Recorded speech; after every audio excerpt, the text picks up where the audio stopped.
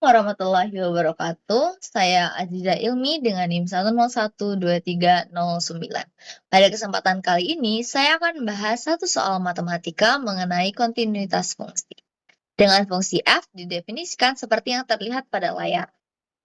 Dan yang menjadi pertanyaan adalah, berapa nilai A supaya f kontinu di X sama dengan 1?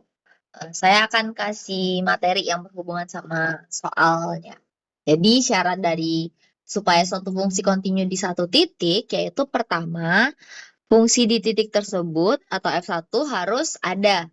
Yang kedua, limit di X menuju 1 untuk Fx juga harus ada. Maksudnya ada berarti limit dari sisi kiri dan dari sisi kanan itu harus sama.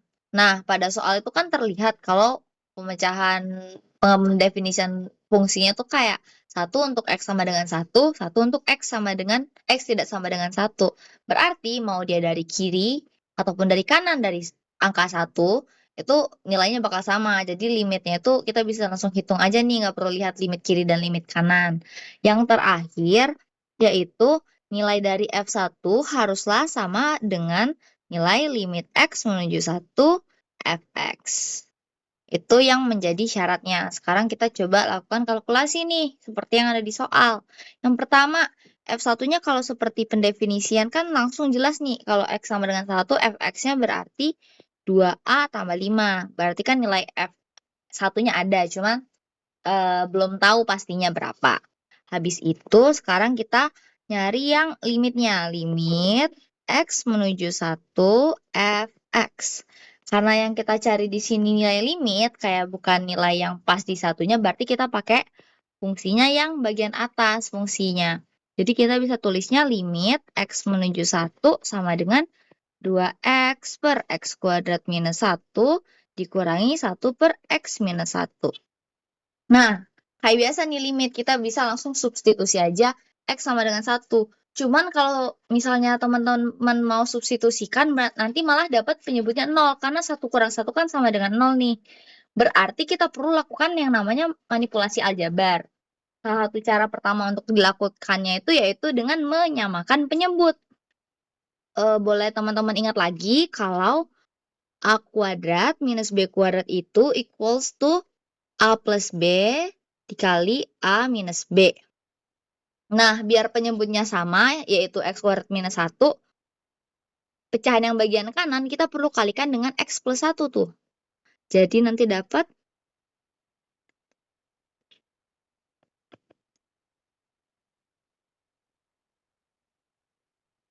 dikurangin 1 dikali X plus 1. Oke, nanti kalau dikalkulasikan kayak biasa, dapat 2X minus X minus 1 per X plus 1 dikalikan X minus 1. Sama dengan limit X menuju 1, X minus 1 per X plus 1 yang dikalikan dengan X minus 1.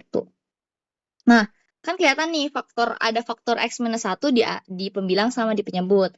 Karena kita cari limit, berarti kan kayak ketika X mendekati 1, bukan saat X tepat 1, jadi kita boleh coret aja nih X minus 1-nya. Oleh karena itu, ntar kita bakal dapat limit X menuju 1, 1 per X tambah 1. Nah, kalau bentuknya udah kayak gini, kita bisa langsung aja substitusikan X sama dengan 1 ke limitnya. Nanti didapatkan hasilnya sama dengan 1 per 1 tambah 1 sama dengan 1/2. Oke.